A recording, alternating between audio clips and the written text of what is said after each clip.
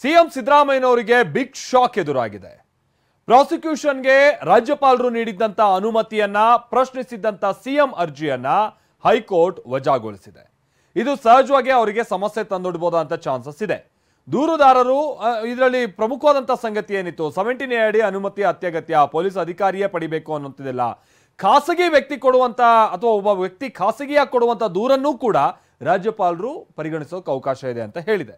ಸಾಮಾನ್ಯ ಸಂದರ್ಭಗಳಲ್ಲಿ ಸಚಿವ ಸಂಪುಟದ ಒಂದು ನಿರ್ದೇಶನ ಏನಿದೆ ಅಥವಾ ಅವ್ರು ಕೊಡುವಂತ ಸೂಚನೆ ಇದನ್ನ ಬಳಸಲೇಬೇಕು ಅಂತಿಲ್ಲ. ಈ ಪ್ರಕರಣ ಸ್ವಂತ ವಿವೇಚನೆಯನ್ನ ಬಳಸೋದಕ್ಕೆ ಅರ್ಹ ಆಗಿದೆ. ರಾಜ್ಯಪಾಲರ ಕ್ರಮದಲ್ಲಿ ತಪ್ಪು ಕಂಡಿಲ್ಲ ಅನ್ನುವಂಥದ್ದನ್ನ ಉಲ್ಲೇಖ ಮಾಡಲಾಗಿದೆ. ನಿರ್ಧಾರ ಕೈಗೊಳ್ಳುವ ಪ್ರಾಧಿಕಾರದ ಕಡತದಲ್ಲಿ ಕಾರಣಗಳಿದ್ರೆ ಸಾಕು, ಉನ್ನತ ಪ್ರಾಧಿಕಾರ ನೀಡುವ ಕಾರಣ ಆದೇಶದ ಭಾಗವಾಗಿರಬೇಕು. ಆಕ್ಷೇಪಣೆ ರೂಪದಲ್ಲಿ ಕಾರಣಗಳನ್ನ ಹೈಕೋರ್ಟ್ಗೆ ಸಲ್ಲಿಸಬೇಕಾಗಿಲ್ಲ ಅಂತಲೂ ಕೂಡ ಇವತ್ತು ಕೋರ್ಟ್ ಅಭಿಪ್ರಾಯವನ್ನ ಪಟ್ಟಿದೆ. ಈ ಮುಖೇನವಾಗಿ ಮೂಡಾ ಕೇಸ್ನಲ್ಲಿ ಮುಖ್ಯಮಂತ್ರಿಗಳಿಗೆ ಬಿಗ್ ಶಾಕ್ ಎದುರಾಗಿದೆ. ಪ್ರಾಸಿಕ್ಯೂಷನ್ ಅನುಮತಿಯನ್ನ ಪ್ರಶ್ನಿಸಿದಂತ ಮುಖ್ಯಮಂತ್ರಿಗಳ ಅರ್ಜಿಯನ್ನ ಸದ್ಯ ವಜಾ ಮಾಡಲಾಗಿದೆ. ಗವರ್ನರ್ ಕ್ರಮ ಸರಿಯಾಗಿದೆ ಅಂತೇಳಿ ಹೈಕೋರ್ಟ್ ತೀರ್ಪನ್ನ ಕೊಟ್ಟಿದೆ.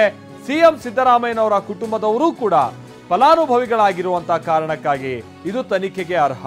ರಾಜ್ಯಪಾಲರ ಕ್ರಮ ಸೂಕ್ತವಾಗಿದೆ ಅನ್ನುವಂತಹ ನಿರ್ದೇಶನವನ್ನ ಇವತ್ತು ಕೋರ್ಟ್ ಕೂಡ ಕೊಟ್ಟಿದೆ. ಸಿದ್ದರಾಮಯ್ಯ ಎತ್ತಿದ್ದಂತ ಎಲ್ಲ ಕಾನೂನಿನ ಪ್ರಶ್ನೆಗಳು ಕೂಡ ತಿರಸ್ಕಾರ ಆಗಿದೆ. ಇದನ್ನ ಆದೇಶದಲ್ಲಿ ಜಡ್ಜ್ ಉಲ್ಲೇಖ ಮಾಡಿದ್ದಾರೆ ಕೂಡ. ಇದರಲ್ಲಿ ಪ್ರಮುಖವಾದಂತಹ ಸಂಗತಿಗಳೇನಿತ್ತು, 17A ಅಡಿ ಇಲ್ಲಿ ಒಬ್ಬ ಖಾಸಗಿ ವ್ಯಕ್ತಿ ಕೊಡುವಂತ ಅಥವಾ ಒಬ್ಬ ವ್ಯಕ್ತಿ ಕೊಡುವಂತ ಖಾಸಗಿ ದೂರನ್ನ ಪರಿಗಣಿಸಬಹುದು. ಹೌದು, ಪರಿಗಣಿಸಬಹುದು. ಪ್ರಾಸಿಕ್ಯೂಷನ್ ಅಲ್ಲ, ಪ್ರಾಥಮಿಕ ತನಿಖೆಗೆ ಅನುಮತಿಯನ್ನ ಕೊಟ್ಟಿರುವಂತದ್ದು ಅಂತ ಸಿದ್ದರಾಮಯ್ಯನವರು ಇದನ್ನ ವಿಶ್ಲೇಷಣೆ ಮಾಡ್ತಾ ಇದ್ದಾರೆ. ಹೈಕೋರ್ಟ್ ತೀರ್ಪಿನ ಬಗ್ಗೆ ಸಿದ್ದರಾಮಯ್ಯನವರು ವಿಶ್ಲೇಷಣೆ ಮಾಡ್ತಾ ಇದ್ದು, ಪ್ರಾಥಮಿಕ ತನಿಖೆ ಆಗಲಿ ಅಂದ್ರೆ ಸೆಕ್ಷನ್ 17A ಅಡಿ ತನಿಖೆಗೆ ಅವರು ಅವಕಾಶವನ್ನ ಕೊಟ್ಟಿರುವಂತದ್ದು. ಅದೇ BNSS 218ರ ಪೂರ್ವಾನುಮತಿಯನ್ನ ನೀಡಿಲ್ಲ ಅನ್ನುವಂತಾನೆ ಹೇಳಿದ್ದಾರೆ. ಪ್ರಾಥಮಿಕ ತನಿಖೆಗೂ ಹಾಗೆ ಪ್ರಾಸಿಕ್ಯೂಷನ್ಗೂ ವ್ಯತ್ಯಾಸ ಇದೆ. ಈಗ ಜಡ್ಜ್ ಕೊಟ್ಟಿರುವಂತದ್ದೇನಿದೆ, ಪ್ರಾಥಮಿಕ ತನಿಖೆ ಕೊಟ್ಟಿರುವಂತ ಅವಕಾಶ ಪ್ರಾಸಿಕ್ಯೂಷನ್ಗೆ ಅಲ್ಲ ಅನ್ನುವಂಥದ್ದು ಮುಖ್ಯಮಂತ್ರಿಗಳ ವಿಶ್ಲೇಷಣೆ ಆಗಿದೆ. ಸೊ ಪ್ರಾಥಮಿಕ ತನಿಖೆಗಷ್ಟೇ ಅನುಮತಿ ಕೊಟ್ಟಿರುವಂಥದ್ದು. ಇದೇ ನಂಗೆ ಸಂಕಷ್ಟ ಇಲ್ಲ, ಇದ್ರ ವಿಚಾರಣೆಯನ್ನ ನಾನು ಎದುರಿಸ್ತೀನಿ ಅನ್ನುವಂಥ ರೀತಿಯಾಗಿನೂ ಕೂಡ ಸಿದ್ದರಾಮಯ್ಯನವರು ಹೇಳ್ತಾ ಇದ್ದಾರೆ. ನ್ಯಾಯಾಲಯ ಅಂದರೆ ಹೈಕೋರ್ಟು 17Aಗೆ ಸೀಮಿತಗೊಳಿಸಿ 19 PC ಆ್ಯಕ್ಟ್ನ ರಾಜ್ಯಪಾಲರೇ ತಿರಸ್ಕರಿಸಿದರು. ನ್ಯಾಯಾಲಯ 218 BNSS ಅದನ್ನು ಸಂಪೂರ್ಣ ತಿರಸ್ಕಾರ ಮಾಡಿದ್ದಾರೆ. The order is read to be restrictive to an approval under section 17A of the act and not an order granting sanction to 18 of BNSS. ಪ್ರಾಸಿಕ್ಯೂಷನ್ಗೆ 218 BNSS procedure criminal section ಪ್ರಕಾರ ಕೊಟ್ಟಿಲ್ಲ, ಅದನ್ನು ತಿರಸ್ಕಾರ ಮಾಡಿದ್ದಾರೆ. 17A PC ಆ್ಯಕ್ಟ್ ಪ್ರಕಾರ ಮಾಡಿದ್ದಾರೆ, ಅದನ್ನು ಇನ್ವೆಸ್ಟಿಗೇಷನ್ಗೆ ಕೊಟ್ಟಿದ್ದಾರೆ. It's not A prosecution, ಇನ್ವೆಸ್ಟಿಗೇಷನ್ಗೆ ಕೊಟ್ಟಿದ್ದಾರೆ under section 17A of the PC act. ನ್ಯಾಯಾಲಯ ಅಂದರೆ ಹೀಗೆ ಮುಖ್ಯಮಂತ್ರಿಗಳು ಪ್ರಾಸಿಕ್ಯೂಷನ್ಗೆ ಕೊಟ್ಟಿರುವಂಥದ್ದಲ್ಲ ಇದು ಅನುಮತಿ, ಪ್ರಾಥಮಿಕ ತನಿಖೆ ಕೊಟ್ಟಿದ್ದು ಅನ್ನುವಂತ ವಿಶ್ಲೇಷಣೆ ಮಾಡ್ತಾ ಇದ್ದಾರೆ. ಬಟ್ ವಿಚಾರ ಅಂತ ಅಂದ್ರೆ ಪ್ರಾಸಿಕ್ಯೂಷನ್ಗೆ ರಾಜ್ಯಪಾಲರು ನೀಡಿದ್ದಂತ ಅನುಮತಿಯನ್ನ ಪ್ರಶ್ನಿಸಿದಂತ ಸಿಎಂ ಅರ್ಜಿಯನ್ನ ಹೈಕೋರ್ಟ್ ವಜಾಗೊಳಿಸಿದೆ. ಹಾಗೆ ಸಿಎಂ ಸಿದ್ದರಾಮಯ್ಯ ಕುಟುಂಬಸ್ಥರು ಫಲಾನುಭವಿಗಳಾಗಿದ್ದಾರೆ. ಹೀಗಾಗಿ ರಾಜ್ಯಪಾಲರ ಕ್ರಮ ಬಹಳ ಸೂಕ್ತವಾಗಿದೆ ಅಂತಲೂ ಕೂಡ ಹೈಕೋರ್ಟ್ ಇವತ್ತು ತನ್ನ ತೀರ್ಪಿನಲ್ಲಿ ಉಲ್ಲೇಖ ಮಾಡಿದೆ.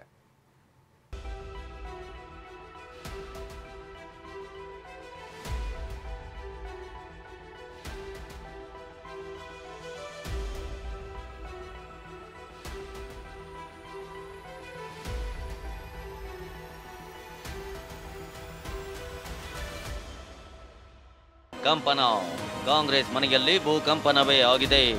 ಮುಡಾ ಕೇಸ್ನಲ್ಲಿ ಸಿಎಂ ಸಿದ್ದರಾಮಯ್ಯಗೆ ಬಿಗ್ ಶಾಕ್ ಎದುರಾಗಿದೆ. ಪ್ರಾಸಿಕ್ಯೂಷನ್ಗೆ ರಾಜ್ಯಪಾಲರು ನೀಡಿದ್ದ ಅನುಮತಿಯನ್ನ ಪ್ರಶ್ನಿಸಿದ್ದ ಸಿಎಂ ಅರ್ಜಿಯನ್ನ ಹೈಕೋರ್ಟ್ ವಜಾಗೊಳಿಸಿದೆ. ಸಿಎಂ ಸಿದ್ದರಾಮಯ್ಯ ಕುಟುಂಬಸ್ಥರು ಫಲಾನುಭವಿಗಳಾಗಿದ್ದಾರೆ. ಹೀಗಾಗಿ ರಾಜ್ಯಪಾಲರ ಕ್ರಮ ಸೂಕ್ತವಾಗಿದೆ ಅಂತ ಹೈಕೋರ್ಟ್ ಹೇಳಿದೆ. ಸಿದ್ದರಾಮಯ್ಯ ಎತ್ತಿದ ಎಲ್ಲ ಕಾನೂನಿನ ಪ್ರಶ್ನೆಗಳನ್ನ ಹೈಕೋರ್ಟ್ ನ್ಯಾಯಮೂರ್ತಿ ಎಂ ನಾಗಪ್ರಸನ್ನ ತಿರಸ್ಕಾರ ಮಾಡಿದ್ದಾರೆ.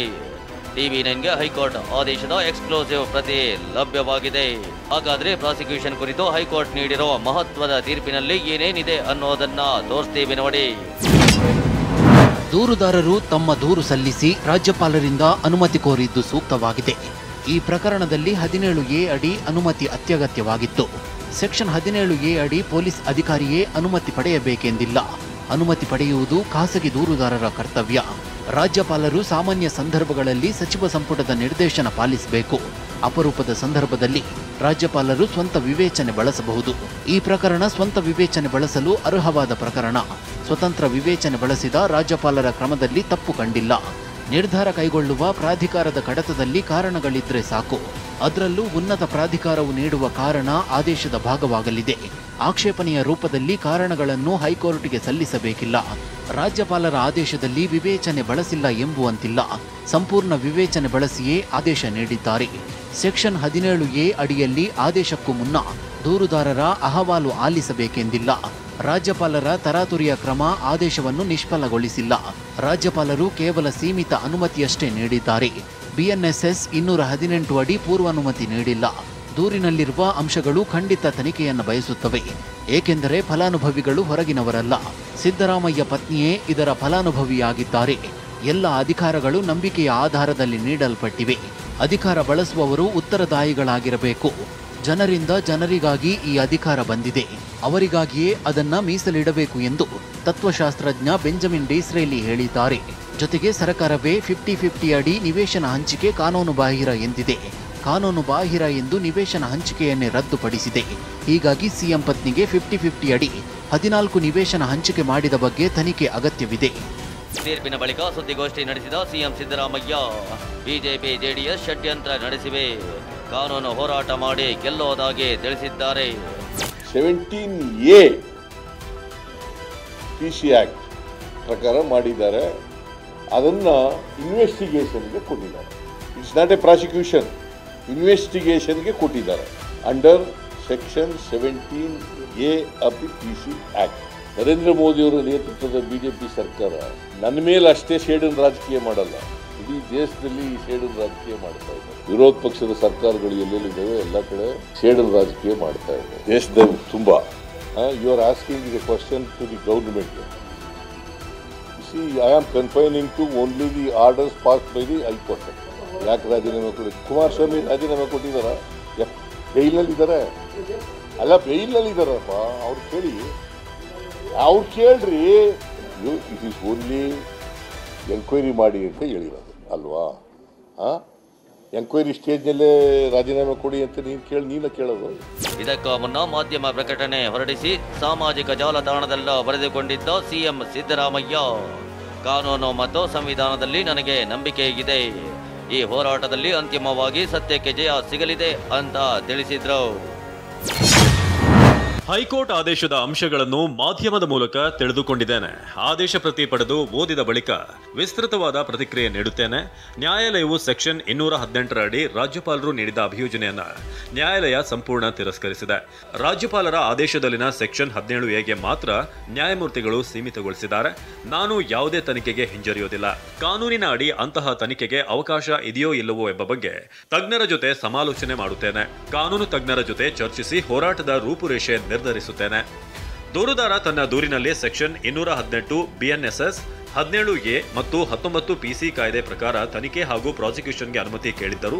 ಆದರೆ ರಾಜ್ಯಪಾಲರು ಪ್ರಾಥಮಿಕ ಹಂತದಲ್ಲಿ 19 PC ಕಾಯ್ದೆ ಪ್ರಕಾರ ಕೇಳಿದ್ದ ಅಭಿಯೋಜನಾ ಅನುಮತಿ ನಿರಾಕರಿಸಿದರು. ಈ ದಿನ ಘನ ನ್ಯಾಯಾಲಯ ರಾಜ್ಯಪಾಲರು 218 BNSS ಪ್ರಕಾರ ನೀಡಿರುವ ಅಭಿಯೋಜನಾ ಅನುಮತಿಯನ್ನು ಸ್ಪಷ್ಟವಾಗಿ ತಳ್ಳಿಹಾಕಿದೆ. ಮುಂದಿನ ದಿನಗಳಲ್ಲಿ ಸತ್ಯ ಹೊರಬಂದು 17A ಅಡಿ ನೀಡಿರುವಂತಹ ತನಿಖೆ ರದ್ದಾಗಲಿದೆ ಎಂಬ ದೃಢ ವಿಶ್ವಾಸ ನನಗಿದೆ. ಈ ರಾಜಕೀಯ ಹೋರಾಟದಲ್ಲಿ ರಾಜ್ಯದ ಜನ ನನ್ನ ಹಿಂದೆ ಇದ್ದಾರೆ. ಅವರ ಆಶೀರ್ವಾದವೇ ನನಗೆ ಶ್ರೀರಕ್ಷೆ. ಕಾನೂನು ಮತ್ತು ಸಂವಿಧಾನದಲ್ಲಿ ನನಗೆ ನಂಬಿಕೆ ಇದೆ. ಈ ಹೋರಾಟದಲ್ಲಿ ಅಂತಿಮವಾಗಿ ಸತ್ಯಕ್ಕೆ ಜಯ ಸಿಗಲಿದೆ. ಇದು ನರೇಂದ್ರ ಮೋದಿ ಅವರ ನೇತೃತ್ವದ ಬಿಜೆಪಿ ಸರ್ಕಾರದ ಸೇಡಿನ ರಾಜಕೀಯದ ವಿರುದ್ಧದ ಹೋರಾಟ. ಬಿಜೆಪಿ ಜೆಡಿಎಸ್ನ ಈ ಸೇಡಿನ ರಾಜಕೀಯದ ವಿರುದ್ಧ ನಮ್ಮ ನ್ಯಾಯಾಂಗದ ಹೋರಾಟ ಮುಂದುವರಿಯಲಿದೆ. ನ್ಯಾಯಾಲಯದ ಮೇಲೆ ನನಗೆ ನಂಬಿಕೆ ಇದೆ. ನಮ್ಮ ಪಕ್ಷದ ಎಲ್ಲಾ ಶಾಸಕರು, ನಾಯಕರು ಮತ್ತು ಕಾರ್ಯಕರ್ತರು ಹಾಗೂ ಕಾಂಗ್ರೆಸ್ ಹೈಕಮಾಂಡ್ ನನ್ನ ಪರವಾಗಿ ಭದ್ರವಾಗಿ ನಿಂತಿದ್ದು ಕಾನೂನಿನ ಹೋರಾಟ ಮುಂದುವರಿಸುವಂತೆ ಉತ್ತೇಜನ ನೀಡಿದ್ದಾರೆ.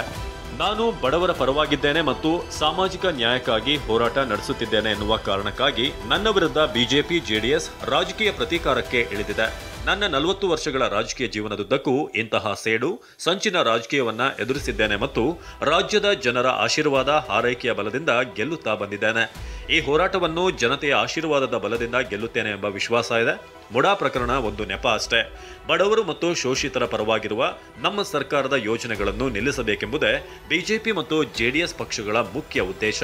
ಮುಡಾ ಪ್ರಕರಣವನ್ನು ಸೃಷ್ಟಿಸಿ ಅದರ ಮೂಲಕ ಸುಳ್ಳು ಆರೋಪಗಳನ್ನು ಮಾಡುತ್ತಿರುವವರ ಮುಖಗಳನ್ನು ಒಮ್ಮೆ ರಾಜ್ಯದ ಜನತೆ ಸರಿಯಾಗಿ ನೋಡಬೇಕೆಂದು ಮನವಿ ಮಾಡುತ್ತೇನೆ. ನನ್ನ ರಾಜೀನಾಮೆ ಕೇಳುತ್ತಿರುವ ಇದೇ ನಾಯಕರು ನಾನು ರಾಜ್ಯದ ಬಡವರು ಶೋಷಿತರ ಪರವಾಗಿ ಜಾರಿಗೆ ತಂದಿದ್ದ ಯೋಜನೆಗಳನ್ನು ವಿರೋಧಿಸಿದವರೇ ಆಗಿದ್ದಾರೆ. ಇದೇ ಬಿಜೆಪಿ ಜೆಡಿಎಸ್ ನಾಯಕರು ನಾನು ಮೊದಲ ಬಾರಿ ಮುಖ್ಯಮಂತ್ರಿ ಆಗಿದ್ದಾಗ ಜಾರಿಗೆ ತಂದಿದ್ದ ಅನ್ನಭಾಗ್ಯ, ಕ್ಷೀರಭಾಗ್ಯ, ಕ್ಷೀರಧಾರೆ, ವಿದ್ಯಾಸಿರಿ, ಕೃಷಿ ಭಾಗ್ಯ, ಪಶುಭಾಗ್ಯ, ಇಂದಿರಾ ಕ್ಯಾಂಟೀನ್ ಯೋಜನೆಗಳನ್ನು ವಿರೋಧಿಸಿದ್ದಾರೆ. ಇಂದು ನನ್ನ ವಿರುದ್ಧ ರಾಜಕೀಯ ಸಂಚು ನಡೆಸುತ್ತಿರುವ ಇದೇ ನಾಯಕರು SC/ST, TSP ಕಾಯ್ದೆಯನ್ನ ವಿರೋಧಿಸಿದ್ದಾರೆ. ಕರ್ನಾಟಕದ ಜನತೆ ಇಲ್ಲಿಯವರೆಗೆ ಭಾರತೀಯ ಜನತಾ ಪಕ್ಷಕ್ಕೆ ಸ್ವಂತ ಬಲದಿಂದ ಅಧಿಕಾರಕ್ಕೆ ಬರುವಷ್ಟು ಬಹುಮತ ನೀಡಿಲ್ಲ. ಇಲ್ಲಿಯವರೆಗೆ ಬಿಜೆಪಿ ಅನೈತಿಕವಾಗಿ ದುಡ್ಡಿನ ಬಲದಿಂದ ಆಪರೇಷನ್ ಕಮಲ ನಡೆಸಿ ಅಧಿಕಾರಕ್ಕೆ ಬಂದದ್ದು. ಕಳೆದ ವಿಧಾನಸಭಾ ಚುನಾವಣೆಯಲ್ಲಿ ರಾಜ್ಯದ ಜನತೆ ಆಪರೇಷನ್ ಕಮಲಕ್ಕೆ ಅವಕಾಶವಿಲ್ಲದಂತೆ ನಮ್ಮ ಪಕ್ಷಕ್ಕೆ 136 ಸದಸ್ಯರ ಬಲ ನೀಡಿ ಗೆಲ್ಲಿಸಿದ್ರು. ಇದರಿಂದ ಹತಾಶೆಗೀಡಾಗಿರುವ ಬಿಜೆಪಿ ಜೆಡಿಎಸ್ ನಾಯಕರು ರಾಜಭವನವನ್ನ ದುರ್ಬಳಕೆ ಮಾಡಿಕೊಂಡು ನನ್ನ ವಿರುದ್ಧ ಸುಳ್ಳು ಆರೋಪಗಳನ್ನು ಮಾಡುವ ಮೂಲಕ ನಮ್ಮ ಸರ್ಕಾರವನ್ನ ಅಸ್ಥಿರಗೊಳಿಸುವ ಹುನ್ನಾರ ನಡೆಸಿದ್ದಾರೆ. ರಾಜಭವನದ ದುರ್ಬಳಕೆ ಮೂಲಕ ವಿರೋಧ ಪಕ್ಷಗಳು ಸರ್ಕಾರವನ್ನು ಹಣಿಯುವ ಸಂಚನ್ನು ನರೇಂದ್ರ ಮೋದಿ ನೇತೃತ್ವದ ಕೇಂದ್ರ ಸರ್ಕಾರ ದೇಶದಾದ್ಯಂತ ನಡೆಸುತ್ತಿದೆ. ನನ್ನ ಪ್ರಕರಣದಲ್ಲಿಯೂ ಬಿಜೆಪಿ ಮತ್ತು ಜೆಡಿಎಸ್ ಇದೇ ರೀತಿ ಮುಖಭಂಗ ಅನುಭವಿಸುವುದು ಖಂಡಿತ. ಸತ್ಯಮೇವ ಜಯತೆ. ಏನೋ ಸತ್ಯಕ್ಕೆ ಜಯ ಸಿಕ್ಕಿದೆ ಅಂತ ದೂರದಾರ ಸ್ನೇಹಮಯಿ ಕೃಷ್ಣ ಹೇಳಿದ್ದಾರೆ. ಬೆಂಗಳೂರಲ್ಲಿ ಪ್ರತಿಕ್ರಿಯಿಸಿದ ಸ್ನೇಹಮಯಿ ಕೃಷ್ಣ, ಸಿಎಂ ಸಲ್ಲಿಸಿದ್ದ ಅರ್ಜಿಯನ್ನ ಹೈಕೋರ್ಟ್ ತಿರಸ್ಕರಿಸಿದೆ. ಹೈಕೋರ್ಟ್ ತೀರ್ಪನ್ನ ಸ್ವಾಗತಿಸುತ್ತೇವೆ ಎಂದಿದ್ದಾರೆ. ಸತ್ಯಕ್ಕೆ ಸಂದ ಜಯ ಅಂತ ಹೇಳ್ಬೋದು ಸರ್. ನಾವೇನು ಆರೋಪ ಮಾಡಿದ್ವಿ, ಆರೋಪ ಪೂರ್ವಕವಾದ ಎಲ್ಲ ಸಾಕ್ಷ್ಯಗಳನ್ನು ಕೊಟ್ಟಿದ್ದರಿಂದ ವಿವರವಾಗಿ ಮಾನ್ಯ ನ್ಯಾಯಮೂರ್ತಿಗಳ ಗಮನಕ್ಕೆ ಬಂದಿದ್ದರಿಂದ ಅವೆಲ್ಲವನ್ನು ಪರಿಗಣಿಸಿ ಮಾನ್ಯ ನ್ಯಾಯಾಲಯ ಇವತ್ತು ತೀರ್ಪನ್ನು ನೀಡಿದೆ. ಸೊ ಇದು ಒಂದು ಐತಿಹಾಸಿಕ ತೀರ್ಪು ಅಂತಲೇ ಹೇಳ್ಬೋದು.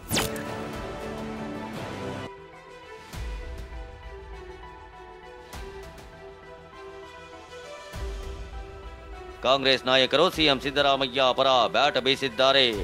ನಾವು ಸಿದ್ದರಾಮಯ್ಯ ಜೊತೆಗಿದ್ದೇವೆ, ಕಾನೂನು ಹೋರಾಟ ಮಾಡ್ತೀವಿ ಅಂತ ಹೇಳಿದ್ದಾರೆ. ಒಂದು, ನಮ್ಮ ಮುಖ್ಯಮಂತ್ರಿಗಳ ಮೇಲೆ ದೊಡ್ಡ ಷಡ್ಯಂತ್ರ, ನನ್ನ ಮೇಲೆ ಹೆಂಗೆ ದೊಡ್ಡ ಷಡ್ಯಂತ್ರ ಮಾಡಿದ್ರು ಬಿಜೆಪಿಯವರು, ಮಾಡಿ ಕೇಸ್ ಹಾಕಿ ಜೈಲು ಕಳಿಸಿ, ಏನೋ ಭಗವಂತನ ಕೃಪೆಯಿಂದ ನಾನು ಹೊರಗಡೆ ಬಂದೆ. ಕೇಸು ಕೂಡ ಅದು ಜೈಲಿಗೆ ಹೋಗಿದ್ದ ಕೇಸು ಕೂಡ ವಜಾ ಆಯಿತು. ಹಂಗೆ ಇವತ್ತು ಕೂಡ ಮುಖ್ಯಮಂತ್ರಿಗಳ ಮೇಲೆ ಅವ್ರ ಕುಟುಂಬದ ಮೇಲೆ ಒಂದು ದೊಡ್ಡ ಷಡ್ಯಂತ್ರ ಮಾಡಿದ್ದಾರೆ. ಯಾವ ತನಿಖೆ ಆದೇಶ ಮಾಡಲಿ, ಏನೇ ಮಾಡಲಿ, ನನ್ನ ಪ್ರಕಾರ ಅವ್ರದ್ದು ಯಾವ ತಪ್ಪು ಇಲ್ಲ, ಅವ್ರೇನು ತಪ್ಪು ಕೂಡ ಮಾಡಿಲ್ಲ. ಸೊ ಮುಖ್ಯಮಂತ್ರಿಗಳ ಏನು ಒಂದು ಬದ್ಧತೆ ಇದೆ, ಆ ಬದ್ಧತೆ ಬಗ್ಗೆ ನಾವು ಅವ್ರ ಜೊತೆ ಇದ್ದೇವೆ.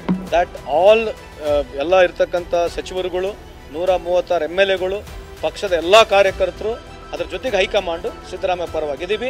ಯಾವುದೇ ರೀತಿಯಾದಂಥ ಗೊಂದಲ ಬೇಡ. ಇದು ಮಾರಾಲಿಟಿ ಮೇಲೆ ರಾಜೀನಾಮೆ ಕೊಡಬೇಕಂತ ಹೇಳಿದೇನು ನೀವು ಕೇಳ್ತಾ ಇದ್ದೀರಿ, ದಯಮಾಡಿ ಇದನ್ನ ಮುಂದೆ ಒಯ್ಯಬೇಡಿ. ಯಾಕಂದ್ರೆ is nothing to do with MUDA. ಯಾವುದೂ ಇಲ್ಲ. ನೈತಿಕ ಹೊಣೆ ಹೊತ್ತು ಮುಖ್ಯಮಂತ್ರಿಗಳು ರಾಜೀನಾಮೆ ಕೊಡೋ ಅವಶ್ಯಕತೆ ಇಲ್ಲ. ಕೇಳ್ತೀರಾ ಸರ್, ರಾಜೀನಾಮೆ ಕೊಡಿ, ನಮ್ಗೆ ಅವಕಾಶ ಕೊಡಿ ಅಂತ? ಇಲ್ಲ, ಅವರೇ ಇರಬೇಕು. ನಾವೆಲ್ಲ ಎಲ್ಲ ಶಾಸಕರು ಅವ್ರ ಜೊತೆಲಿದ್ದೀವಿ, ಎಲ್ಲ ಸಚಿವರು ಅವ್ರ ಜೊತೆಲಿದ್ದೀವಿ. ನಮ್ಮ ಇಡೀ ಕಾಂಗ್ರೆಸ್, ಕರ್ನಾಟಕ ಕಾಂಗ್ರೆಸ್ ಅವ್ರ ಜೊತೆ. ಹೈಕೋರ್ಟ್ ತೀರ್ಪನ್ನ ಬಿಜೆಪಿ ನಾಯಕರು ಸ್ವಾಗತಿಸಿದ್ದಾರೆ. ಸಿಎಂ ರಾಜೀನಾಮೆ ಕೊಡಬೇಕೆಂದು ಪಟ್ಟು ಹಿಡಿದಿದ್ದಾರೆ. ಮುಖ್ಯಮಂತ್ರಿಗಳ ಕುಟುಂಬವೇ ಇವತ್ತು ಮೈಸೂರಿನ ಮೂಡ ಹಗರಣದಲ್ಲಿ ಭಾಗಿಯಾಗಿದ್ದಾರೆ ಅಂತ ನೇರವಾಗಿ ನಿಮ್ಮ ಮೇಲೆ ಆರೋಪ ಬಂದಿರತಕ್ಕಂಥ ಸಂದರ್ಭದಲ್ಲಿ ಗೌರವವಾಗಿ ತಮ್ಮ ಮುಖ್ಯಮಂತ್ರಿ ಸ್ಥಾನಕ್ಕೆ ರಾಜೀನಾಮೆ ನೀಡಬೇಕು ಅನ್ನುವ ಆಗ್ರಹವನ್ನು ನಾನಿವತ್ತು ಮಾಡ್ತಾ ಇದ್ದೇನೆ. ಇನ್ವೆಸ್ಟಿಗೇಷನ್ ಸ್ಟಾರ್ಟ್ ಆಗ್ತಂದರೆ FIR ಫೈಲ್ ಆಗಬೇಕಾಗ್ತದೆ ಮುಖ್ಯಮಂತ್ರಿ ಮೇಲೆ. ಮುಖ್ಯಮಂತ್ರಿಗಳು FIR ಫೈಲ್ ಆಗ್ತದೆ ಅಂದಮೇಲೆ ಇನ್ವೆಸ್ಟಿಗೇಷನ್ ಆಗೋದಾದರೆ ಮುಖ್ಯಮಂತ್ರಿ ಕೈ ಕೆಳಗೆ ಕೆಲಸ ಮಾಡುವಂಥ ಅಧಿಕಾರಿಗಳು ಒಂದು ಇಂಪಾರ್ಷಿಯಲ್ ಆಗಿ ತನಿಖೆ ಮಾಡಲಿಕ್ಕೆ ಸಾಧ್ಯ ಇಲ್ಲ. ಅದಕ್ಕಾಗಿ ನಾನು ಇನ್ಸಿಸ್ಟ್ ಮಾಡೋದು, ಒತ್ತಾಯ ಮಾಡೋದು, ಮುಖ್ಯಮಂತ್ರಿಗಳು ಒಂದು ನೈತಿಕ ಹೊಣೆ ಹೊತ್ತು ತಕ್ಷಣವೇ ಆ ಇನ್ವೆಸ್ಟಿಗೇಷನ್ ಆಗಲಿ ಮತ್ತೊಂದಾಗಲಿ ಎಲ್ಲ ಆಗಿ ನಿಮ್ಮದೇನು ತಪ್ಪಿಲ್ಲ ಅಂದರೆ ಮತ್ತೊಮ್ಮೆ ಮುಖ್ಯಮಂತ್ರಿ ಆಗಲಿ, ಯಾರು ಬೇಡ ಅನ್ನೋದಿಲ್ಲ. ಹೀಗಾಗಿ ಇವತ್ತು ಇಮಿಡಿಯೇಟ್ಲಿ ಅವರು ರಾಜೀನಾಮೆ ಕೊಡಬೇಕಂತ ಒತ್ತಾಯವನ್ನು ಮಾಡ್ತೇನೆ. ರಾಮಕೃಷ್ಣ ಹೆಗಡೆ ಅವರು ಶಿಷ್ಯ ಅಂದಮೇಲೆ ರಾಮಕೃಷ್ಣ ಹೆಗಡೆ ಅವರ ಮೇಲೆ ಆಪಾದನೆ ಬಂದಾಗ ಅವರು ಒಂದು ಕ್ಷಣನೂ ಯೋಚನೆ ಮಾಡದೆ ರಾಜೀನಾಮೆ ಕೊಟ್ಟರು. ಹಾಗೆ ಸಿದ್ದರಾಮಯ್ಯನವರು ಕೂಡ ಒಂದು ಕ್ಷಣನೂ ಯೋಚನೆ ಮಾಡದೆ ರಾಜೀನಾಮೆ ಕೊಡ್ತಾರೆ ಅನ್ನೋ ವಿಶ್ವಾಸ ನನಗಿದೆ. ಮುಡಾ ಕೇಸ್ ಸಂಬಂಧ ಜನಪ್ರತಿನಿಧಿಗಳ ವಿಶೇಷ ಕೋರ್ಟ್ನಲ್ಲಿ ಮುಂದಿನ ಪ್ರಕ್ರಿಯೆ ನಡೆಯಲಿದೆ. ಖಾಸಗಿ ದೂರಿನ ವಿಚಾರಣೆ ನಡೆಸುವಂತೆ ಸ್ನೇಹಮಯಿ ಕೃಷ್ಣ, ಟಿಜೆ ಅಬ್ರಾಹಂ ಮನವಿ ಮಾಡಲಿದ್ದಾರೆ. ನಾಳೆ ವಿಚಾರಣೆ ನಡೆಯುವ ಸಾಧ್ಯತೆ ಇದೆ. ತೀರ್ಪಿನ ಬೆನ್ನಲ್ಲೇ ವಕೀಲರ ಜೊತೆ ಸಿಎಂ ಚರ್ಚೆ. ಸಿಎಂ ಸಿದ್ದರಾಮಯ್ಯ ಚರ್ಚಿಸಿದ್ದಾರೆ. ಹಿರಿಯ ವಕೀಲ ಅಭಿಷೇಕ್ ಮನು ಸಿಂಘ್ವಿ ಜೊತೆ ಮುಂದಿನ ಕಾನೂನು ಪ್ರಕ್ರಿಯೆಗಳ ಬಗ್ಗೆ ಮಾತುಕತೆ ನಡೆಸಿದ್ದಾರೆ. ಮುಂದೆ ಕೈಗೊಳ್ಳಬೇಕಾದ ಕ್ರಮದ ಬಗ್ಗೆಯೂ ಅವಲೋಕನೆ ಮಾಡಿದ್ದಾರೆ. ತಮ್ಮ ಕಾನೂನು ತಂಡಕ್ಕೆ ಸಿದ್ಧತೆ ನಡೆಸುವಂತೆ ಮುಖ್ಯಮಂತ್ರಿ ಸಿದ್ದರಾಮಯ್ಯ ಸೂಚಿಸಿದ್ದಾರೆ. ಕಾಂಗ್ರೆಸ್ ಪಾಳೆಯದಲ್ಲೂ ಚಟುವಟಿಕೆಗಳು ಗರಿಗೆದರಿದ್ದು ರಾಜಕೀಯ ಬೆಳವಣಿಗೆ ಮೇಲೆ ದೆಹಲಿ ವರಿಷ್ಠರು ನಿಗಾ ವಹಿಸಿದ್ದಾರೆ. ಪರಮೋಚ್ಚ ತೀರ್ಪು ಬರುವವರೆಗೂ ಹೋರಾಟ ನಡೆಸಲು ಸಿಎಂ ಸಿದ್ದರಾಮಯ್ಯ ತೀರ್ಮಾನಿಸಿದ್ದಾರೆ. ಪ್ರಕರಣ ಸುಪ್ರೀಂ ಕೋರ್ಟ್ ಮೆಟ್ಟಿಲೇರಿದ್ರೆ ಮತ್ತಷ್ಟು ಮಹತ್ವ ಪಡೆಯೋ ಸಾಧ್ಯತೆ ಇದೆ. ಸಿಎಂ ಸಿದ್ದರಾಮಯ್ಯ ಮುಂದಿರೋ ಸವಾಲುಗಳೇನು? ಪ್ರಾಸಿಕ್ಯೂಷನ್ ಅನುಮತಿ ಅರ್ಜಿ ವಜಾ ಬೆನ್ನಲ್ಲೇ ಸಿಎಂ ಸಿದ್ದರಾಮಯ್ಯಗೆ ಸಾಲು ಸಾಲು ಸವಾಲುಗಳು ಎದುರಾಗಿವೆ. ಅವೇನು ಅಂತ ತೋರಿಸ್ತೀವಿ ನೋಡಿ. ರಾಜಕೀಯದಲ್ಲಿ ಹೈಕೋರ್ಟ್ ಮುಡಾ ತೀರ್ಪು ಸಂಚಲನ ಸೃಷ್ಟಿಸಿದೆ. ಸುಪ್ರೀಂ ಕೋರ್ಟ್ನಲ್ಲೂ ಸಿಎಂಗೆ ವ್ಯತಿರಿಕ್ತ ತೀರ್ಪು ಬಂದ್ರೆ ಮತ್ತಷ್ಟು ಸಂಕಷ್ಟ ಎದುರಾಗಲಿದೆ. ರಾಜ್ಯದಲ್ಲಿ ನಾಯಕತ್ವ ಬದಲಾವಣೆ ಬಗ್ಗೆ ಚರ್ಚೆ ಆರಂಭವಾಗಲಿದೆ. ಎಫ್ಐಆರ್ ದಾಖಲಾದರೆ ಸಿಎಂ ಸ್ಥಾನದಲ್ಲಿ ಮುಂದುವರಿಯೋ ಬಗ್ಗೆ ನೈತಿಕ ಪ್ರಶ್ನೆ ಹುಟ್ಟೋ ಸಾಧ್ಯತೆ ಇದೆ. ತನಿಖೆ ನಡೆಯೋ ಸಂದರ್ಭದಲ್ಲಿ ಸಿಎಂ ಆಗಿ ಮುಂದುವರಿಕೆ ಬಗ್ಗೆ ಕಾಂಗ್ರೆಸ್ನಲ್ಲಿ ಪ್ರಶ್ನೆ ಎದುರಾಗೋ ಸಾಧ್ಯತೆ ಇದೆ. ಹೀಗಾಗಿ ಸಿದ್ದರಾಮಯ್ಯಗೆ ಕಾನೂನು ಹೋರಾಟ ನಿರ್ಣಾಯಕವಾಗಲಿದೆ. ಸಿಎಂ ರಾಜೀನಾಮೆಗೆ ಬಿಜೆಪಿ ಜೆಡಿಎಸ್ ಪಟ್ಟು ಹಿಡಿಯಲಿವೆ. ಸಿಎಂ ಸಿದ್ದರಾಮಯ್ಯ ವಿರುದ್ಧ ಎಫ್ಐಆರ್ ದಾಖಲಿಸುವಂತೆ ಒತ್ತಡ ಹೇರಲಿವೆ. ತೀರ್ಪು ಆಧರಿಸಿ ರಾಜ್ಯ ಸರ್ಕಾರದ ವಿರುದ್ಧ ವಿಪಕ್ಷ ತಂತ್ರ ಹೆಣೆಯಲಿದೆ. ಈಗಾಗಲೇ ಮುಡಾ ವಿಚಾರಕ್ಕೆ ಪಾದಯಾತ್ರೆ ನಡೆಸಿದ್ದ ವಿಪಕ್ಷಗಳಿಗೆ ಹೈಕೋರ್ಟ್ ತೀರ್ಪು ಮತ್ತಷ್ಟು ಬಲ ತಂದಿದೆ. ಸಿಎಂ ಹಾಗೂ ಸರ್ಕಾರದ ವಿರುದ್ಧ ಭ್ರಷ್ಟಾಚಾರ ಆರೋಪ ಮಾಡಿರೋ ಬಿಜೆಪಿ ಮುಡಾ ವಿಚಾರಕ್ಕೆ ಹೋರಾಟ ತೀವ್ರಗೊಳಿಸಲಿದೆ. ಮುಖ್ಯಮಂತ್ರಿ ವಿರುದ್ಧ ತೀರ್ಪು ಬರ್ತಿದ್ದಂತೆ ರಾಜೀನಾಮೆಗೆ ಆಗ್ರಹಿಸಿ ಬಿಜೆಪಿ ರಾಜ್ಯಾದ್ಯಂತ ಪ್ರತಿಭಟನೆಗೆ ಮುಂದಾಗಿದೆ. ಹುಬ್ಬಳ್ಳಿ, ಮೈಸೂರು, ಶಿವಮೊಗ್ಗ, ಬೆಳಗಾವಿಯಲ್ಲಿ ಪ್ರತಿಭಟನೆ ನಡೆಸಿ ಬಿಜೆಪಿ ನಾಯಕರು ರಾಜೀನಾಮೆಗೆ ಆಗ್ರಹಿಸಿದ್ದಾರೆ. ಸದ್ಯ ಸಿದ್ದರಾಮಯ್ಯ ಮುಡಾ ಚಕ್ರವ್ಯೂಹದಲ್ಲಿ ಸಿಲುಕಿದ್ದಾರೆ. ಇದನ್ನ ಸಿಎಂ ಸಿದ್ದರಾಮಯ್ಯ ಭೇದಿಸಿ ಬರ್ತಾರಾ ಅಥವಾ ಇಲ್ವಾ ಅನ್ನೋದು ಮುಂದಿನ ದಿನಗಳಲ್ಲೇ ಗೊತ್ತಾಗಲಿದೆ. Bureau report, ಟಿವಿ9. ಇಂತಹದೊಂದು ಕೋರ್ಟ್ನ ತೀರ್ಪು ಬಂದಂತಹ ನಂತರದಲ್ಲಿ ಮುಖ್ಯಮಂತ್ರಿಗಳು ಕೆಲವೊಂದು ಆರೋಪವನ್ನ ಮಾಡಿದ್ದಾರೆ. ನರೇಂದ್ರ ಮೋದಿ ಸರ್ಕಾರದಿಂದ ದೇಶದಲ್ಲಿ ಸೇಡಿನ ರಾಜಕೀಯ ನಡೀತಾ ಇದೆ, ದೇಶದಲ್ಲಿರುವ ವಿಪಕ್ಷ ಸರ್ಕಾರಗಳ ಮೇಲೆ ಸೇಡಿನ ರಾಜಕೀಯ ನಡೀತಾ ಇದೆ ಅಂತ ಕೇಂದ್ರ ಸರ್ಕಾರ ಹಾಗೆ ಬಿಜೆಪಿ ವಿರುದ್ಧವಾಗಿ ಸಿಎಂ ಸಿದ್ದರಾಮಯ್ಯ ವಾಗ್ದಾಳಿಯನ್ನು ನಡೆಸಿದ್ದಾರೆ. ಅವರು ಅದು ಕೊಟ್ಟ ಕಾರಣ ಏನು ಅಂತ ಅಂದ್ರೆ, ಕಳೆದ ಬಾರಿ ನಡೆದಂತ ವಿಧಾನಸಭಾ ಚುನಾವಣೆಯಲ್ಲಿ ಇವರು ಹೀನಾಯವಾಗಿ ಸೋತಿದ್ದಾರೆ. ಈಗ ಸರ್ಕಾರಕ್ಕೆ ಬಿಜೆಪಿ ಹಾಗೆ ಜೆಡಿಎಸ್ ನಿಂದ ಕಪ್ಪು ಮಸಿ ಬಳಿಯುವ ಕೆಲಸ ನಡೀತಾ ಇದೆ. ಬಿಜೆಪಿ ಯಾವಾಗಲೂ ಸಾಮಾಜಿಕ ನ್ಯಾಯದ ವಿರುದ್ಧವಾಗಿದೆ. ಕೇಂದ್ರ ಸರ್ಕಾರ ಹಾಗೆ ಬಿಜೆಪಿ ವಿರುದ್ಧ ಸಿಎಂ ಸಿದ್ದರಾಮಯ್ಯ ಹೀಗೆ ವಾಗ್ದಾಳಿಯನ್ನ ನಡೆಸಿದ್ದಾರೆ. ನಾವು ಬಿಜೆಪಿಯವರು ಮತ್ತು JDSನವರ ಈ ಕಾನ್ಸ್ಪಿರಸಿಗೆ ಎದುರ್ಕೊಳ್ಳಲ್ಲ. ನಾನು ಯಾವತ್ತು ಇವ್ರ ಸಂಚು, ಒಳ ಸಂಚು, ರಾಜಭವನ ದುರುಪಯೋಗ, ದುರ್ಬಳಕೆ ಇದಕ್ಕೆಲ್ಲ ಎದುರ್ಕೊಳ್ಳಲ್ಲ ನಾನು. ಯಾಕಂದ್ರೆ ಕರ್ನಾಟಕದ ಜನ ನಮ್ಮ ಪಾರ್ಟಿ ಮತ್ತು ನಮ್ಮ ಜೊತೆನಲ್ಲಿ ಇದ್ದಾರೆ. ಜನರ ಆಶೀರ್ವಾದ ನಮ್ಮ ಮೇಲಿದೆ. ಭಾರತೀಯ ಜನತಾ ಪಕ್ಷದವರು ಮತ್ತು JDSನವರು ಯಾವತ್ತೂ ಕೂಡ ಅವ್ರ ಸ್ವಂತ ಶಕ್ತಿ ಮೇಲೆ ಅಧಿಕಾರಕ್ಕೆ ಬಂದಿಲ್ಲ. 2008ರಲ್ಲೂ ಬಂದಿಲ್ಲ, 2018ರಲ್ಲೂ ಬಂದಿಲ್ಲ. ಮೊನ್ನೆ ನಡೆದಂಥ ಚುನಾವಣೆಯಲ್ಲಿ ಕೂಡ ಹೀನಾಯವಾಗಿ ಸೋತಿದ್ದಾರೆ. ಯಾಕಂತಂದ್ರೆ ಅವರು ಯಾವಾಗಲೂ ಅಧಿಕಾರಕ್ಕೆ ಬಂದಿರೋದು ಹಿಂಬಾಗಲಿನಿಂದ, ಹಣಬಲದಿಂದ, ಆಪರೇಷನ್ ಕಮಲ ಮಾಡೋದ್ರ ಮೂಲಕ ಅಧಿಕಾರಕ್ಕೆ ಬಂದಿದ್ದಾರೆ. They never came to power on the mandate of the people of Karnataka, both BJP and JDS. ನಾವು 136 ಗೆದ್ದ ಮೇಲೆ ಕಳೆದ ಚುನಾವಣೆಯಲ್ಲಿ ಅವ್ರಿಗೆ ಆಪರೇಷನ್ ಕಮಲ ಮಾಡೋಕ್ಕಾಗಲ್ಲ, ಪ್ರಯತ್ನ ಮಾಡಿದ್ರು. ದುಡ್ಡನ್ನ ಕೊಟ್ಟು MLAಗಳನ್ನ ಕೊಂಡ್ಕೊಳ್ತಕ್ಕಂಥ ಕೆಲಸ ಮಾಡೋಕ್ಕೆ ಪ್ರಯತ್ನ ಮಾಡಿದ್ರು, ಆಗಲಿಲ್ಲ. ನಮ್ಮ MLAಗಳು ಯಾರೂ ಕೂಡ ದುಡ್ಡಿನ ಹಿಂದೆ ಬೀಳಲಿಲ್ಲ. ಪ್ರಯತ್ನ ಮಾಡಿದ್ರು ಕೂಡ ಸಫಲ ಆಗಲಿಲ್ಲ ಅವರು. You are asking the question to the government. See I am confining to only the orders passed by the high court. ಯಾಕೆ ರಾಜೀನಾಮೆ ಕೊಡಿ? ಕುಮಾರಸ್ವಾಮಿ ರಾಜೀನಾಮೆ ಕೊಟ್ಟಿದ್ದಾರಾ? ಬೇಲ್ನಲ್ಲಿ ಇದ್ದಾರೆ? ಅಲ್ಲ, ಬೇಲ್ನಲ್ಲಿ ಇದ್ದಾರಪ್ಪ. ಅವ್ರು ಕೇಳಿ, ಅವ್ರು ಕೇಳ್ರಿ. ಇಟ್ ಈಸ್ ಓನ್ಲಿ ಎಂಕ್ವೈರಿ ಮಾಡಿ ಅಂತ ಹೇಳಿರೋದು ಅಲ್ವಾ? ಎಂಕ್ವೈರಿ ಸ್ಟೇಜ್ನಲ್ಲೇ ರಾಜೀನಾಮೆ ಕೊಡಿ ಅಂತ ನೀನು ಕೇಳೋದು. ಮುಂದುವರೆದ ಭಾಗವಾಗಿ ಮುಖ್ಯಮಂತ್ರಿಗಳು ಪ್ರಾಸಿಕ್ಯೂಷನ್ಗಲ್ಲ ಕೊಟ್ಟಿರುವಂಥದ್ದು, ಪ್ರಾಥಮಿಕ ತನಿಖೆಗೆ ಅನುಮತಿ ಕೊಟ್ಟಿರುವಂಥದ್ದು ಅಂತ ಅದನ್ನು ವಿಶ್ಲೇಷಣೆ ಮಾಡ್ತಾ ಇದ್ದಾರೆ. ಇವರು ಹೈಕೋರ್ಟ್ ತೀರ್ಪಿನ ಬಗ್ಗೆ ಸಿದ್ದರಾಮಯ್ಯನವರು ವಿಶ್ಲೇಷಣೆ ಮಾಡ್ತಾ ಈ PC ಆಕ್ಟ್ ಅಂತ ಅಂದರೆ ಈ ಪ್ರಿವೆನ್ಷನ್ ಆಫ್ ಕರಪ್ಷನ್ ಆಕ್ಟ್, ಭ್ರಷ್ಟಾಚಾರ ತಡೆ ಕಾಯ್ದೆ ಸೆಕ್ಷನ್ 17A ಅಡಿ ತನಿಖೆಗೆ ಅಷ್ಟೇ ಅನುಮತಿ ಕೊಟ್ಟಿರುವಂಥದ್ದು. ಬಟ್ ಇವರು BNSS 218 ಸೆಕ್ಷನ್ 218 ಅಡಿ ಇವರು ಪೂರ್ವಾನುಮತಿಯನ್ನ ನೀಡಿಲ್ಲ. ಸೊ ಪ್ರಾಥಮಿಕ ತನಿಖೆಗೂ ಕೂಡ ಹಾಗೆ ಪ್ರಾಸಿಕ್ಯೂಷನ್ಗೂ ಕೂಡ ವ್ಯತ್ಯಾಸ ಇದೆ. ಹೈಕೋರ್ಟ್ ತೀರ್ಪಿನ ಬಗ್ಗೆ ಸಿದ್ದರಾಮಯ್ಯನವರು ಹೀಗೆ ತಮ್ಮದೇ ಆದಂತಹ ಒಂದು ವಿಶ್ಲೇಷಣೆಯನ್ನ ಮುಂದಿಡ್ತಾ ಇದ್ದಾರೆ.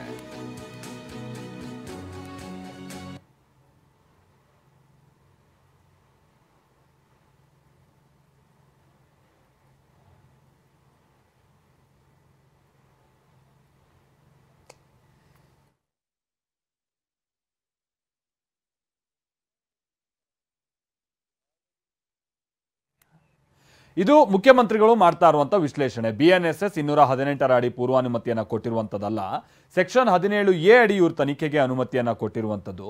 ಹೀಗಾಗಿ ಇದು ಪ್ರಾಸಿಕ್ಯೂಷನ್ಗೆ ಅನುಮತಿ ಕೊಟ್ಟಂತಲ್ಲ, ಪ್ರಾಥಮಿಕ ತನಿಖೆಗೆ ಅನ್ನುವಂತ ಹೇಳ್ತಾ ಇದ್ದಾರೆ. ಹಾಗಾದ್ರೆ ಏನಿದು ಮುಖ್ಯಮಂತ್ರಿಗಳ ವಿಶ್ಲೇಷಣೆ? ನಮ್ಮ ಪ್ರತಿನಿಧಿ ರಮೇಶ್ ಇದಕ್ಕೆ ಸಂಬಂಧಪಟ್ಟಾಗೆ ಹೆಚ್ಚಿನ ವಿವರಣೆಯನ್ನ ನೀಡ್ತಾರೆ. ರಮೇಶ್, ಬಹುಶಃ ಮುಖ್ಯಮಂತ್ರಿಗಳು ಕೊಟ್ಟಿರುವಂತಹ ಸ್ಟೇಟ್ಮೆಂಟ್ ಮಾಡಿರುವಂತಹ ವಿಶ್ಲೇಷಣೆಯನ್ನ ನೀವು ಕೂಡ ಕೇಳಿಸ್ಕೊಂಡಿರ್ಬೋದು.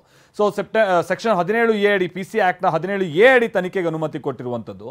BNSS 218 ಅಡಿ ಪೂರ್ವಾನುಮತಿಯನ್ನ ಕೊಟ್ಟಿಲ್ಲ, ಅದನ್ನು ಸಂಪೂರ್ಣವಾಗಿ ಕೋರ್ಟ್ ತಿರಸ್ಕರಿಸಿದೆ. ಹೀಗಾಗಿ ಇದು ಪ್ರಾಸಿಕ್ಯೂಷನ್ಗೆ ಅನುಮತಿ ಕೊಟ್ಟಂತ ರಾಜ್ಯಪಾಲರ ನಿರ್ಧಾರವನ್ನ ಸಂಪೂರ್ಣವಾಗಿ ಕೋರ್ಟ್ ಒಪ್ಪದಂಗಲ್ಲ ಅನ್ನುವಂತ ರೀತಿಯಾಗಿ ಹೇಳ್ತಾ ಇದ್ದಾರೆ. ಏನಿದು ಇವ್ರು ಮಾಡ್ತಾ ಇರುವಂತ ವಿಶ್ಲೇಷಣೆ ರಮೇಶ್? ಮಾಲ್ತೇಶ್, ಇದು ಖಂಡಿತ ಇದು ಸಂಪೂರ್ಣ ತಪ್ಪು ವಿಶ್ಲೇಷಣೆ ಅಂತಾನೆ ಹೇಳ್ಬೇಕಾಗತ್ತೆ. ಯಾಕೆ ಅಂತಂದ್ರೆ ಸಿದ್ದರಾಮಯ್ಯ ಮತ್ತು ಅವ್ರ ಪರ ವಕೀಲರು ಹೈಕೋರ್ಟ್ ನಲ್ಲಿ ಚಾಲೆಂಜ್ ಮಾಡಿದ್ದೇನೆ, ಸೆಕ್ಷನ್ 17A ಅಡಿ ಕೊಟ್ಟಂತ ಅನುಮತಿ ಅಂದ್ರೆ ರಾಜ್ಯಪಾಲರು 17A ಕೆಳಗಡೆ ಏನು ಅನುಮತಿ ಕೊಟ್ಟಿದ್ರು ತನಿಖೆಗೆ, ಅದನ್ನ ಪ್ರಶ್ನೆ ಮಾಡೇನೆ ಹೈಕೋರ್ಟ್ಗೆ ರಿಟ್ ಅರ್ಜಿಯನ್ನು ಸಲ್ಲಿಸಿದ್ರು. ಇವತ್ತು ಆ ರಿಟ್ ಅರ್ಜಿ ವಜಾಗೊಳಿಸಿದೆ. 218 ಅನ್ನೋದನ್ನ ಉಲ್ಲೇಖ ಮಾಡಿದ್ರು ಕೂಡ ರಾಜ್ಯಪಾಲರ ಆದೇಶದಲ್ಲಿ ಸೆಕ್ಷನ್ 17A ಮತ್ತು ಸೆಕ್ಷನ್ 218 ಆಫ್ BNSS ಆಕ್ಟ್ ಅಂತ ಹೇಳಿದ್ರು ಕೂಡ ಹೈಕೋರ್ಟ್ ತನ್ನ ಆದೇಶದಲ್ಲಿ ಸ್ಪಷ್ಟಪಡಿಸಿದೆ 17A ಅಂದ್ರೆ BNS 218 ಅಂತ ಅದು ಪ್ರತ್ಯೇಕ ಅಲ್ಲ, 17A ಅಂತ ಓದ್ಕೊಳ್ಳತಕ್ಕದ್ದು 218 ಅಲ್ಲ ಅಂತ ಹೇಳಿ ಹೈಕೋರ್ಟ್ ಸ್ಪಷ್ಟಪಡಿಸಿದೆ. ಅಂದ್ರೆ 218 ಯಾವಾಗ ಉದ್ಭವ ಆಗುತ್ತೆ BNSS ಆಕ್ಟ್ ಅಡಿ ಅಂದ್ರೆ ಚಾರ್ಜ್ ಶೀಟ್ ಸಲ್ಲಿಕೆ ಆದ ನಂತರ. ಹೀಗಾಗಿ ಈಗ 17A ಅಡಿ ಈಗ ಆಗ್ತಾ ಇರೋದು ಪ್ರಾಥಮಿಕ ತನಿಖೆ ಅಲ್ಲ, ಪ್ರಾಥಮಿಕ ತನಿಖೆ ಆಗುವಂತದ್ದು 17A ಗಿಂತ ಮುಂಚೆ ಅಂದ್ರೆ ಪೊಲೀಸರಿಗೆ ದೂರನ್ನು ಕೊಟ್ಟಾಗ ಪೊಲೀಸ್ ಪ್ರಾಥಮಿಕ ತನಿಖೆ ನಡೆಸಿ ಆಮೇಲೆ 17A ಕೆಳಗಡೆ ಪೊಲೀಸ್ ಸಕ್ಷಮ ಪ್ರಾಧಿಕಾರ ಅಥವಾ ರಾಜ್ಯಪಾಲರಿಂದ 17A ಕೆಳಗಡೆ ಅನುಮತಿ ಪಡ್ಕೊಳ್ತಾರೆ. ಆದ್ರೆ ಈಗ ಸಿಕ್ಕಿರೋದು 17A ಅಡಿ ರಾಜ್ಯಪಾಲರ ಅನುಮತಿ, ತನಿಖೆಗೆ ಅನುಮತಿ. ಅಂದ್ರೆ ಹೀಗಾಗಿ ಮುಂದೆ ನಡೆಯುವಂತದ್ದು ತನಿಖೆ. ಹೀಗಾಗಿ ಇದೊಂದು ಪ್ರಾಥಮಿಕ ತನಿಖೆ ಅಲ್ಲ, ಇದು ಸಂಪೂರ್ಣವಾದಂತ ತನಿಖೆ ನಡೆಯುತ್ತೆ. ಈಗ ಲೋಕಾಯುಕ್ತ ಏನು ಪೊಲೀಸಿಂದನೋ ಅಥವಾ ಕೋರ್ಟ್ ಯಾರಿಗೆ ಸೂಚಿಸುತ್ತೋ ಅವರು ತನಿಖೆ ನಡೆಸ್ತಾರೆ. 218 ನ ಕೋರ್ಟ್ ಯಾಕೆ ಇದನ್ನ 218 ಅಲ್ಲ ಇದು 17A ಅಂತ ಓದ್ಕೋಬೇಕು ಅಂತ ಹೇಳಿದೆ ಅಂದ್ರೆ 218 ಸ್ಟೇಜ್ ಇನ್ನೂ ಉದ್ಭವನೇ ಆಗಿಲ್ಲ. ಚಾರ್ಜ್ ಶೀಟ್ ಸಲ್ಲಿಕೆ ಆದ ನಂತರ 218 ಸ್ಟೇಜ್ ಉದ್ಭವ ಆಗುತ್ತೆ. ಅದು IPC ಸೆಕ್ಷನ್ ಮಾತ್ರ. ಏನು ಭ್ರಷ್ಟಾಚಾರ ತಡೆ ಕಾಯ್ದೆ ಅಡಿ ಸೆಕ್ಷನ್ಗಳಾದ್ರೆ ಅವಾಗ ಸೆಕ್ಷನ್ 19 ಕೆಳಗಡೆ ಇನ್ನೊಮ್ಮೆ ಅನುಮತಿಯನ್ನು ತಗೋಬೇಕು, ಪೂರ್ವಾನುಮತಿ ತಗೋಬೇಕು. ಇಲ್ಲಿ 2 ಹಂತ ಇದೆ. ತನಿಖಾ ಹಂತ ಈಗ ನಡೀತಾ ಇರೋದು, ಅದು ಎಲ್ರಿಗೂ ಗೊತ್ತಿರುವಂತ ವಿಚಾರ. ಇನ್ನು ತನಿಖೆ ಪೂರ್ಣ ಆಗಿಲ್ಲ. ತನಿಖೆ ಆದ ನಂತರ ಇನ್ನೊಮ್ಮೆ ರಾಜ್ಯಪಾಲರಿಂದ ಅನುಮತಿ ತಗೋಬೇಕು, ಭ್ರಷ್ಟಾಚಾರ ತಡೆ ಕಾಯ್ದೆ ಸೆಕ್ಷನ್ 19 ಅಡಿ ಅನುಮತಿ ತಗೋಬೇಕು. ಅದೇ ರೀತಿ BNSS IPC ಸೆಕ್ಷನ್ಗಳಿಗೆ BNSS ಕೆಳಗಡೆ ಸೆಕ್ಷನ್ 218 ಕೆಳಗಡೆ ಅನುಮತಿ ತಗೋಬೇಕು. ಹೀಗಾಗಿ ಇದೊಂದು ಪ್ರಾಥಮಿಕ ತನಿಖೆ ಅಂತ ಹೇಳೋದಕ್ಕೆ ಸಂಪೂರ್ಣ ಸರಿಯಲ್ಲ. ಇದು ತನಿಖೆ ಅಂದ್ರೆ 17A ಕೆಳಗಡೆ ನಡೆಯುವಂತ ತನಿಖೆ. ಇದನ್ನ ಪ್ರಶ್ನೆ ಮಾಡೇನೆ ಸಿದ್ದರಾಮಯ್ಯ ಅವರು ಹೈಕೋರ್ಟ್ ಅಲ್ಲಿ ಅರ್ಜಿ ಸಲ್ಲಿಸಿದ್ರು, ಸಾಕಷ್ಟು ವಾದ ಮಂಡನೆಯನ್ನ ಮಾಡಿದ್ರು. ಪೊಲೀಸರು ಅನುಮತಿ ತಗೋಬೇಕು, ಖಾಸಗಿ ದೂರುದಾರರಲ್ಲ ಅಂತೆಲ್ಲ ಅನುಮತಿ ತಗೋಬೇಕು ಅಂತೆಲ್ಲ ಒಂದು ಆರ್ಗ್ಯುಮೆಂಟ್ ಏನ್ ಮಾಡಿದ್ರು. ಆ ಆರ್ಗ್ಯುಮೆಂಟ್ ಅನ್ನ ಇವತ್ತು ಹೈಕೋರ್ಟ್ ತಿರಸ್ಕರಿಸಿದೆ. ಖಾಸಗಿ ದೂರುದಾರರು ಕೂಡ 17A ಕೆಳಗಡೆ ಅನುಮತಿಯನ್ನ ತಗೋಬಹುದು ರಾಜ್ಯಪಾಲರಿಂದ ಅಂತ ಹೇಳಿ ಹೈಕೋರ್ಟ್ ಸ್ಪಷ್ಟಪಡಿಸಿದೆ. ಹೀಗಾಗಿ ಇದು ಸಿದ್ದರಾಮಯ್ಯ ಆಗಿರುವಂತ ಹಿನ್ನಡೆ ಅಂತಾನೆ ಹೇಳ್ಬೇಕಾಗತ್ತೆ ಮಾಲ್ತೇಶ್. Thank you Ramesh.